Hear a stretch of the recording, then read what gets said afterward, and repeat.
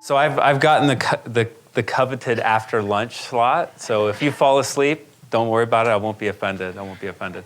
And I tried to squeeze an hour-long presentation into 45 minutes, and so I may talk a little fast, and I won't have time for a Q&A, but I'm personally willing to talk to any of you after this presentation and answer any questions. And so really what I want to do for you today is talk about the sort of the arc of evolution of mindfulness at EY in the Americas. And in the Americas, for EY is basically the North or the Western Hemisphere, Canada all the way down to South America. And really want to talk to you about like what worked well, what were some of the perils and pitfalls, what were some of the big breaks that we got, and sort of tips and tricks along the way. Sound like a good idea? Would it be helpful for y'all? Okay. So so this is my ugly mug. In addition to this is all a side gig. Mindfulness is a side gig for me here at EY. I'm also an executive coach for our Northeast region, also a side gig. And I'm an account leader in our federal government and public sector practice here at EY. So I have to do client work to pay the bills, to do the really fulfilling stuff like this. And actually, this isn't what I do that's most fulfilling. What's most fulfilling is doing the mindfulness training and the coaching. And I'm not going to waste time on the agenda. So let me talk to you about my journey to mindfulness. I won't take a long time here, but I think it's important to know where people are coming from and why they're doing what they're doing. And so I was raised by a single mother of three. We grew up on welfare, lived in subsidized government housing for much of my childhood. My life started. My first home was a trailer home. And after a pretty lackluster career in high school where I was determined to excel at being mediocre, which I succeeded at, I joined the military. And I'd always wanted to join the military. I came from a military family. Aunts, uncles, grandfathers were in the military. And I wanted to serve my country. I wanted to earn what I feel is sort of winning the world lottery by being born in the United States. And something clicked for me in the military.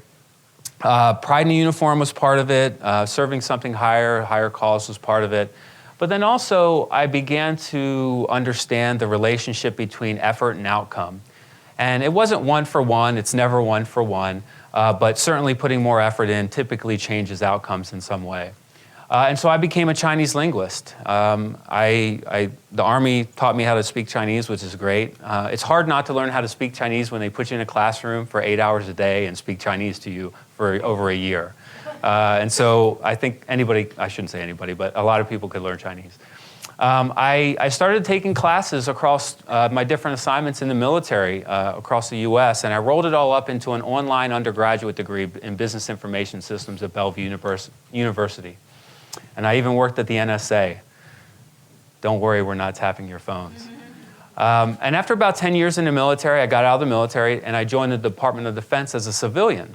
And I did that for 7 years. I went to Iraq and Afghanistan, but it culminated in an assignment as a diplomat in our embassy in Beijing, China. And so as an enlisted Chinese linguist, getting to become an embassy employee, a diplomat in Beijing, China is kind of a culminating assignment. And so you would think that I was on top of the world. And I was outwardly. I mean, I displayed that. But inwardly, I had a ton of self-criticism, a lot of self-doubt, feeling like an imposter. And so when a friend of mine suggested that I apply to Harvard when I was thinking about going to grad school, I told him he was out of his something mind. I said, look, man, you know my background. Wrong kid, wrong side of the tracks, barely graduated high school. Did you hear I have an online degree? Like, I don't think I'm Harvard material. And just think about that for a moment. Give that some consideration. Despite this arc of success, however you define success, being here is a lot different than being here. Despite that, my brain was telling me that this was something that was a little out of reach. Well, not a little out of reach, was something that was so impossible that to even utter it made you crazy. And fortunately for me, my friend basically hounded me every day for 3 weeks. Did you apply? Did you apply? And I allowed myself to hope. And I thought, what if he knows something I don't know? What if there's something I'm just not seeing? And I went ahead and I applied. And much to everyone's surprise, I was accepted. And it was pretty much the most emotional day of my life up to that point. Very, very emotional. I called my mother, most important person in my life at the time. and was crying like a baby. I mean, blowing snot bubbles. It was ridiculous. It was so funny that I'm calling my mother from China, and she's like, "I'm so proud of you, son, but maybe call me back when you've gathered yourself." And so what I realized after I went and went to school, and I reflected on that, I realized that my friend saw a pattern of thought in me that I could not see in myself. And that's what inspired me to become an executive coach. And I found mindfulness through my coaching program, and I began to wrap mindfulness into my coaching because I saw how powerful it was in illuminating self-limiting beliefs. And so I wanted to help other people see those beliefs and uncover them and do something about them. Because it's not until something goes from the unconscious to the conscious that you can even do anything about it at all. And so that's why I do what I do. So where we are as a mindfulness network at EY. I'll read some of this, I'm sorry about that, but over 2,000 members in our network. And what does that mean? That means they've signed up for our newsletter. They want to get the updates and things and information about our classes. Over 8% of our folks are members, are senior executive members, so partners and principals in the firm. We're in over 42 countries, 8 voluntary management team members. We have about 60 champions across 14 countries, 4 internal mindfulness trainers. Our flagship 8-week Mindful Leader course, we've had over 1,000 people have gone through that. And then I've personally introduced mindfulness to over 13,000 people in the US alone. In venues like this, small and large. And so that's where we are. This is great. We've done this in about 3 years, but it's by no means where we want to stop. This isn't the end state. And so I want to talk about where the end state is, or the North Star, if you will, as well as how do we get to this point. So there was a small group of professionals in the UK that got together and said, you know what, we want to have a mindfulness network. When I found out that we had a mindfulness network, I called them up and I said, hey guys, actually gals, there's a woman named Leonie Schell out of the UK who was the brainchild of the idea. I called her up and I said, can you introduce me to your person in the US or in the Americas that I can just help support? I want to support the mindfulness network. And she said, Clif, you're our person in the Americas. I was like, okay, let's build this thing.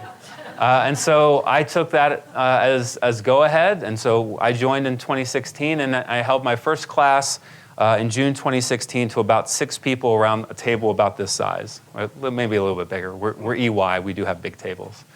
And that's where we started.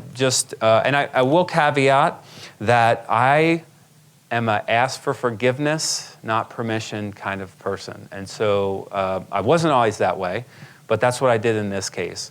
Our push, or my personal push, was to build enough interest in mindfulness throughout the ranks that our leadership would be interested when everybody's interested. So I'll talk about sort of our North Star and our sort of our house image, which sort of harkens back to Peter Wung's from earlier this week. So we knew that if we were going to do this, we needed to really focus on a few things. We wanted to figure out how we're going to connect with our people, how we're going to develop them, and then how we're going to embed this into our enterprise, into our system. And really, the whole point of it was to develop higher performing, more inclusive teams at EY. So how do we connect with our people? We connect through SharePoint site, through Yammer page, through our quarterly newsletter. And for example, our SharePoint site, that's where we put all of our resources. So articles, book recommendations, app recommendations, links to guided meditations. Just a one-stop shop where people can go and find out, read about mindfulness, and also sign up for courses that are available. Connecting in the business, so I would say mindfulness goes into companies a few ways, and I think Peter mentioned this as well. Wellness can come in through wellness, can come in through leadership development, and he mentioned innovation. I hadn't seen that, but I'm going to put that on my list now. And so we've connected with our EY Assist folks, which are our well-being group, and we cross-advertise. We try to promote each other's activities and do joint training. Learning and development, obviously, it's really important to try to connect with those folks. Executive coaching is more aspirational. We've done it in some regions. Other regions, it's not really incorporated. Recruitment. So I often do 1 hour introduction to mindful leadership classes for potential recruitment classes. There's a war on talent, certainly in the Big Four, and I would imagine outside of that industry. And then we work closely with our D&I networks to do joint training. And then in terms of clients, we've done mainly, or what we started to do was present mindfulness to our joint EY client engagement teams to help those teams perform better. And what typically happens, and I mentioned this a few minutes ago before the session started, is that those clients will go back to their managers and say, hey, can we bring EY in to present this and teach this? And although we do this, I'm not here to sell you on EY. It's my highest aspiration that you take away tips and tricks and go do this at your organizations with or without EY. If you do that, we'll definitely have a better world. So develop. We realized that we needed to have a suite of interventions that were both local and basically distance-oriented, and had light touch as well as high touch. And so whereas I started with a local presentation to 6 people, that's over here at the bottom left here. Introduction to mindfulness session live in a local office. To go deeper, it would be an 8-week mindful leader course. And we use Zoom to try to get more scale. In the U.S., in the Americas, which is this hemisphere, it's 75,000 people that we have in this region. 260,000 people worldwide for EY globally, $30 billion company. And so we have to find ways to scale if we're going to get this to enough people. And then finally, how do we embed it? I'm not going to spend a lot of time on this slide. So at the organizational level, we started at the lowest levels. I gave classes to anybody who rose their hand, and I still do that. And that's sort of getting the rank and file. Once it got high enough, then I was able to start doing leadership offsites for EY. We just had our America's Partner meeting, so we had 2,000 plus partners together in Atlanta, and we introduced mindfulness to them. And so by going from the top and the bottom, now we think, we're not there yet, we don't know if we're there yet, but will we have a mindfulness culture at EY? I think we will. I don't know how we can measure it yet, but I think we're on the way.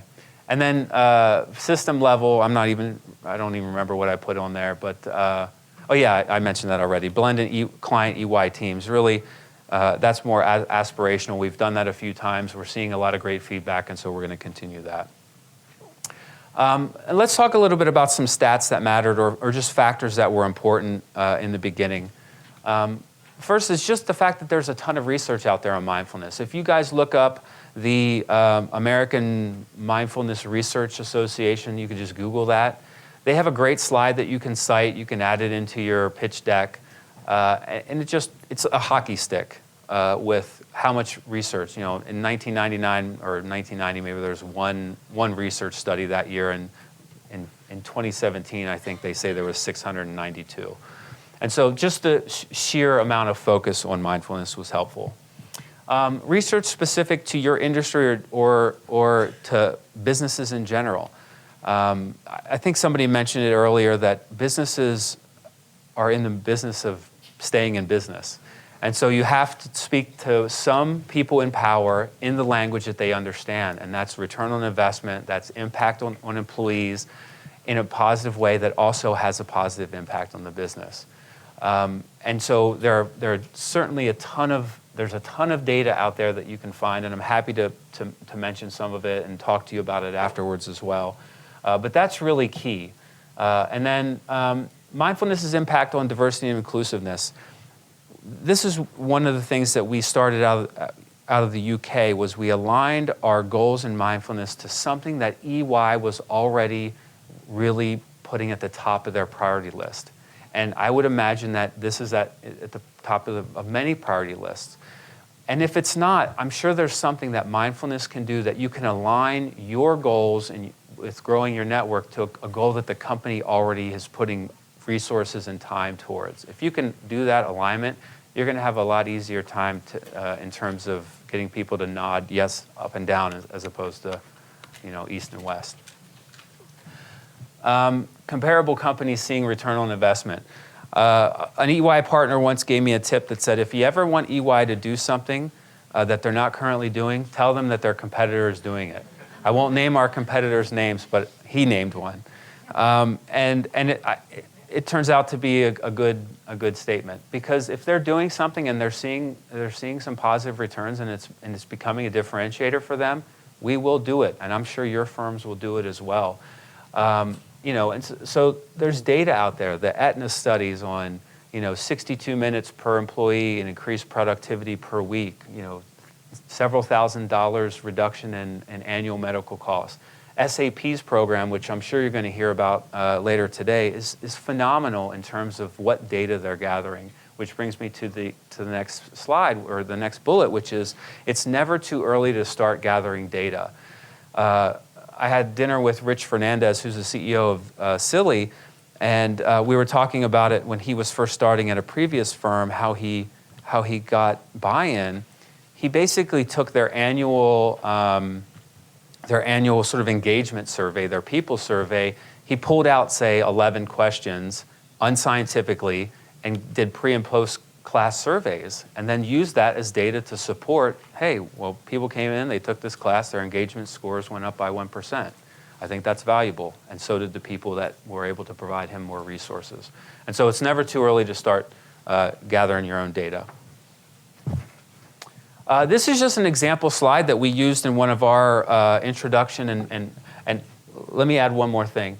Anytime you give an introductory class on mindfulness in your firm, it's a pitch.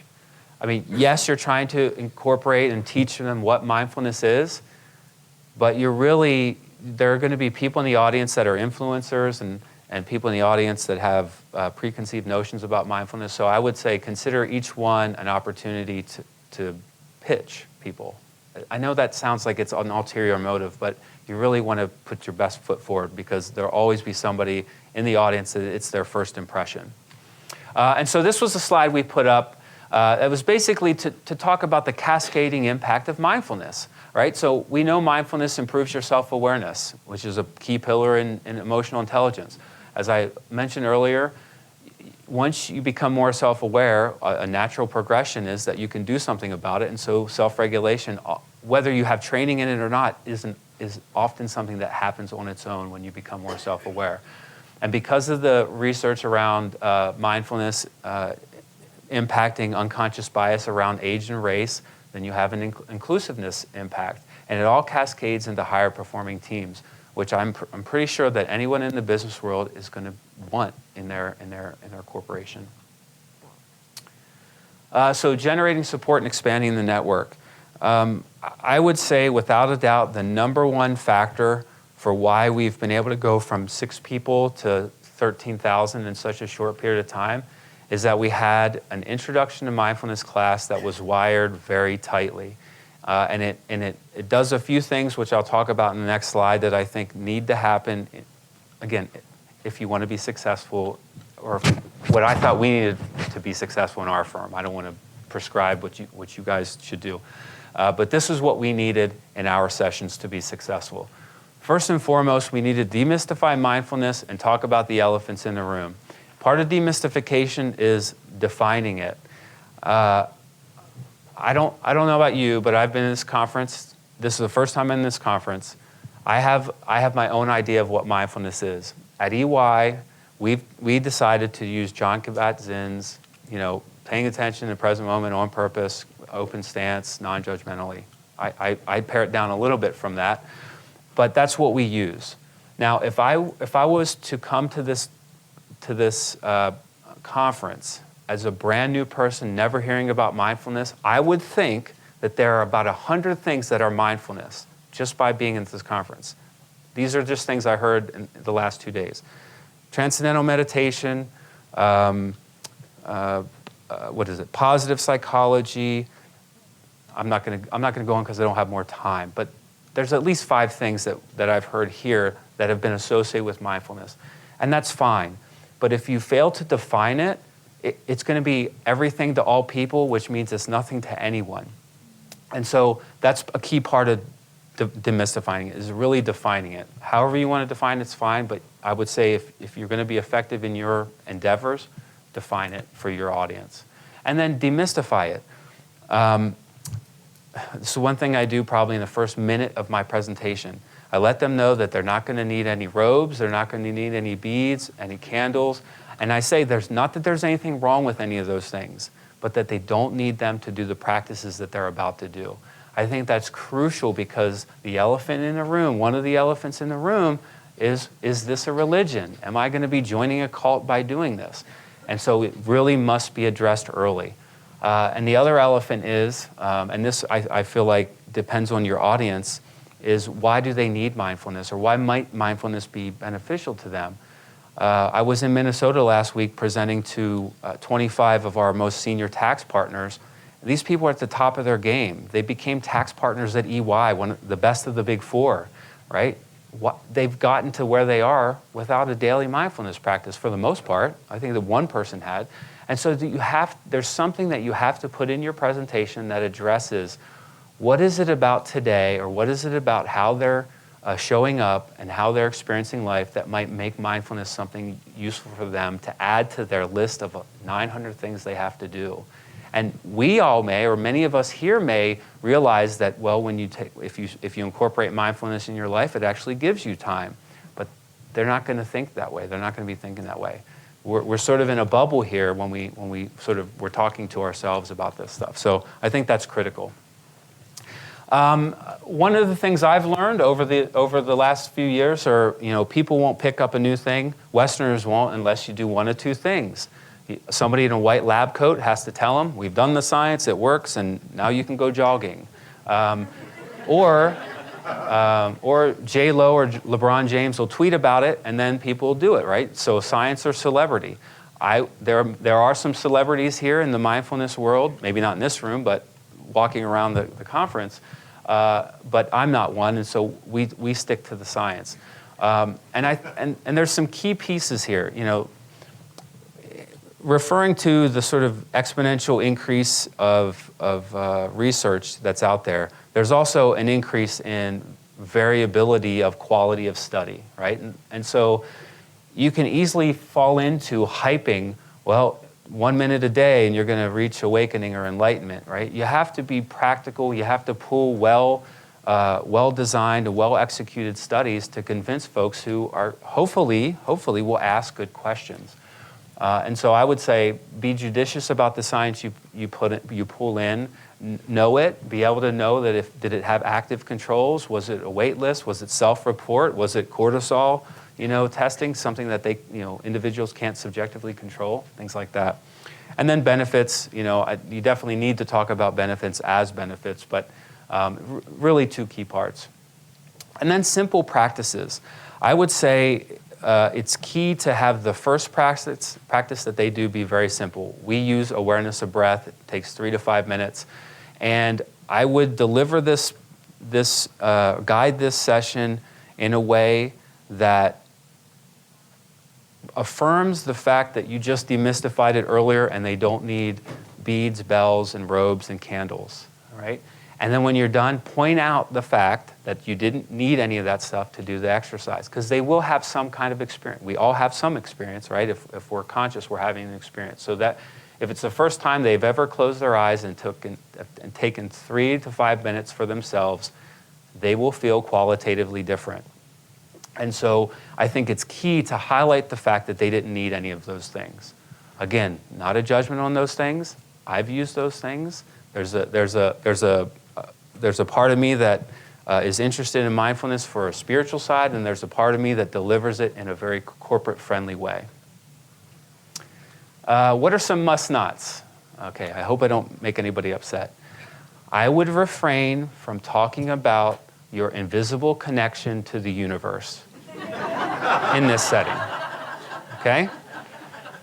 I would also refrain from talking about how you have proof that there are psychic abilities exist, okay? If that's your felt experience, that's your felt experience. I won't take that away. I would not highlight that in an introduction to mindfulness session at Ernst & Young or anywhere else that you want to be invited back. Yes. So take all opportunities and a big break. You know, the way this works, I would say, is if you do a good job, word of mouth will spread. And so for us, 6 people turned into 12, turned into 24, 48, and so on and so forth. And, you know, we just have to get out of our own way. I would say the biggest impediment to beginning a mindfulness program is taking the first step, because it's scary, especially if you're asked for forgiveness vice permission. And so just get started. You don't have to start large. I started with a very safe group. So there at EY, we have external client serving and we have internal CBS, core business services. And the way the sort of development money flows, personal development money flows more to the client servers because they're delivering client work, and we want them to be sort of at the leading edge of skills development. And so CBS doesn't typically get as much money. And so I offered this to our executive assistants on the floor that I was working in McLean, Virginia. And it was a start. And you get immediate feedback, especially with a group that small, especially if you're open to feedback, and you can tailor your presentation, make it better. And so for me, what happened is I got invited to do something. It was maybe 150 people. It was great. It went well. And then I did one that was a little bit larger. But the key thing that really was a breakout for us was I got a call out of the blue. A lady introduced herself, and she said, Clif, Mark Weinberger, who's our CEO, he had to cancel his keynote address at our Milestones event this year. Would you be willing to take his spot? Now, our Milestones event is for folks getting promoted. We do it every year in Orlando, and it was 3,500 people that I had to present to, or that I was being offered to present to. So after I picked myself off the floor, I said, yes, I'll do it. Now, had I not done all of those other small classes, I wouldn't have been able to take that opportunity. You know, we like to think, or many people think, that success is just right place, right time. Well, I was at the right place, right time, but had I not done right preparation, there's no way I could have taken that opportunity. And it hasn't come back again in this way. Now, that went really well, and at the end of this month, I'll be doing that 5 times. So about 5,000 people. And so you have to start somewhere, whether it's 6 people or 1 person, 2 people, it doesn't matter, just start. Because you never know when the big break's gonna come. This particular day, after this session, I got connected with the America's Chief Learning Officer, a guy named Tal Goldhammer. And through that relationship, that was what started us on the path to get mindfulness, our network developed mindfulness training into our official learning and development curriculum and our platform. So that was key. So altruist, allies, and astrologists. You know, when you start to deliver these classes, you're going to have a number of people come up and talk to you afterwards. They're going to be people that are absolutely love what you did, and there's going to be people that want to tell you about how everything's wrong, about separating spirituality out of mindfulness, and that's bad, and you know, all of that. So when the people come up in the beginning and they're really excited, you might find people that have been meditating for 15 years in your firm and they never felt comfortable talking about it. Or you may have other folks that just really want to support the network. So leverage those people. Leverage sounds bad, it's a consulting word. I've only been a consultant for 4 years, so if I misuse a consulting word, let me know. But you can enlist those folks to help you and increase your reach to people. And the reason we have champions is A, we want more people delivering 1-hour classes, and B, when they go through an 8-week course or have a more in-depth 2 to 4 hour workshop, we want them to be able to go back to their office, and there's a champion there that's holding drop-in sessions and creating a community of people that they can connect with. So creating champions is one. Gaining allies. Some of those people that come up at the end of the show, at the end of the presentation, are going to be very senior people. And they may make great champions, but they will also likely be people who can sponsor you, who can help get you in front of the right people when you want to pitch to get resources. And then managing all attempts to leverage the network. As your network grows and it becomes more high visibility, more senior leaders are looking at it, you're going to have more people that want to join the network, A, just to say I'm a champion in the network, or B, to push their own technique. You know, I've been doing TM for 20 years. I want to join so I can teach TM. Well, we're the mindfulness network. We're not the TM network. We're not the yoga network. We're not the, you know, NLP network. So you'll just have to manage that. Transitioning to L&D curriculum. So these folks, curriculum developers, it's a science, right? There's a science around how do you deliver content, what makes it most impactful, how do people retain what you're conveying to them. So when we tried to bring our 8-week course, which is modeled on MBSR, MBCT with a little mindfulness or with a little emotional intelligence training, our curriculum developers wanted to really change a lot of it. They wanted to do, they wanted to make it better, so their intention was altruistic. But they wanted to do things like, we have to have post-class knowledge tests. You know, you don't teach people mindfulness so that after the test they can, or after the thing they can write down, well, this is what you do for breath awareness. No, you want them to do the exercises at home, right? And so working with them was important to really, you know, if they're the gatekeepers, you might have to be flexible. Pick and choose your battles on the things that matter most to you that will keep as true as possible to what you're trying to do, which is to really help people pick up a habit of mindfulness and impact their lives. And also, accommodating work demands. Really, you know, at EY, I don't think anyone's going to do a 30-minute body scan on the job. We can provide them links for that. They can do that as homework. But it's really helpful to give them, whether it's during an 8-week course or whether it's during an hour session, a few exercises that they can do between meetings, or if they find they have 5 minutes of a break, or if they just want to reset and recenter after a pretty contentious meeting or difficult conversation. And so we developed, because of this process, we developed 2- and 4-hour workshops as well as the 1-hour classes and the 8-week course. This one's pretty critical. So what we do, in order to teach a 1-hour class at EY, you have to have been through our 8-week course or an external reputable MBSR, MBCT type training. After you've done that, then you take an internal trainer, and then you can do our basic standard Intro to Mindfulness deck. In order to teach our 8-week course, we want people to have been accepted into a reputable program, MBSR, MBCT, SIY, because they have their own pretty high standards. So, you know, they have to be some number of retreats. And so UMass, UC San Diego, Oxford, Exeter, you know, programs that have been well established and have been validated through scientific studies and also evidence-based outcomes. And this is key because you're going to get a lot of, well, there's another slide, we'll talk about it. I think I touched on that already, so we'll pass that. So what are some perils, pitfalls, and potholes? Sometimes everybody wants to be a champion, whether they just walked out of your hour-long course and they have no experience other than the 5-minute awareness of breath you just did with them, and they want to be a champion. Now, you don't want to turn these people away, but you may want to, at some point, develop multiple levels of champion or different names, ambassadors versus mindfulness champions, mindfulness ambassadors, because, you know, they're also a sort of a marketing tool, right? And if somebody touts themselves as a mindfulness champion in your network, they can damage your network if they are like more on the anger management side than mindfulness champion. So something to think about there. I can teach mindfulness. So I get a lot of this when we have champions that want to come on board.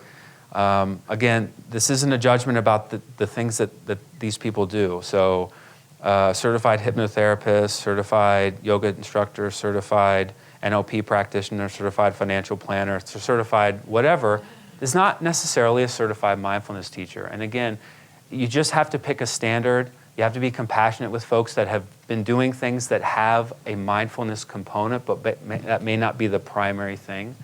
Again, this is just what we've done, and it may be useful for you to expand that definition. shedding the baggage associated with mindfulness. And I put that in quotes, and I've alluded to it a few times. In the corporate world, I think there's no need, and we have a very robust English language that you don't have to use Pali or Sanskrit words. You don't have to say metta or tanha or dukkha or any of those words. Okay, they're very important concepts. They're extremely valuable on the path, but you don't need to say them. And not just words that you use, but also what are the images you're putting in your deck about mindfulness. You're going to turn people off if your deck in mindfulness, when you're trying to pitch to EY, and it's somebody in a robe sitting in lotus position with some kind of mudra, it's just not going to resonate with the crowd. Again, one of the pictures we use is a guy sitting at his desk. There's a keyboard there, and he's like this. That's what will resonate with them. So think about that when you're making your pitch decks. I threw this one in here, our guided visualizations, mindfulness. We don't use the mountain meditation, even though it's part of MBSR. Again, it just doesn't resonate with our folks. It hasn't in terms of the feedback we've gotten.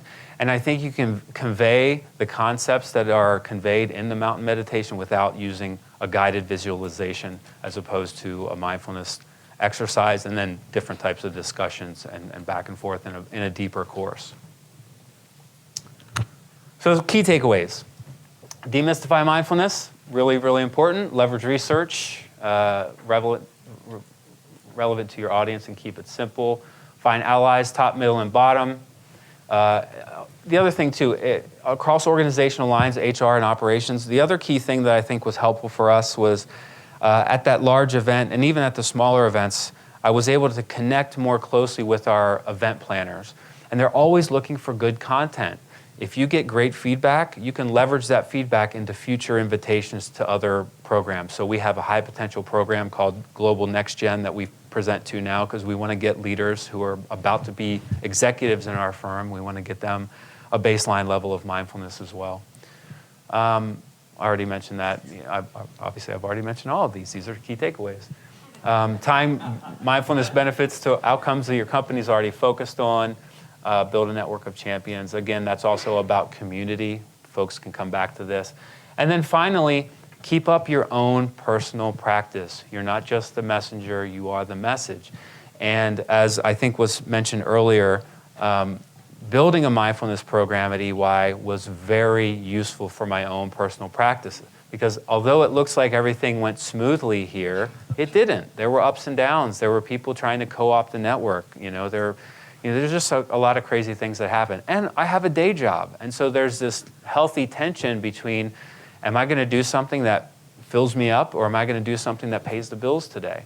And so having a mindfulness practice of your own will help you navigate those. And so you're all on an unknown but promising journey ahead of you, whatever your journey is around mindfulness. It's going to be full of achievements and accolades and success. But it's also going to have its fair share of heartaches and setbacks and, I'm sure, failures. Be present for them all those moments. For just as you can't truly know sweet without also knowing sour, it's our challenges along this journey that make our achievements so fulfilling. And don't miss all the small, subtle, and seemingly trivial moments between your to-dos, your tasks, and your lofty goals. Those goals and tasks are important, to be sure. Just like the symphony the finale is a very important part of the symphony. But the point isn't just to get to the end of the symphony. Each note, high or low, and each space between each note is the point, as Alan Watts says. Without that, you wouldn't have any music at all. It's kind of like dancing. The point of dancing isn't to get from this part of the dance floor over to that part of the dance floor. The point is in the dancing itself. So enjoy your journey. It's going to look something like this at the bottom. Definitely not going to look like that at the top. But each of those moments, high or low, is a note in the symphony of your life. And as I tell the folks in our keynotes, be present for them, be grateful for them. Mindfulness isn't just going to make you a great leader. It's not just going to help you reduce your stress. It's going to help you greet the last moments of your journey with the knowledge that you were awake for the whole show. And that, ladies and gentlemen, is one of the sweetest fruits of mindfulness. Thank you very much.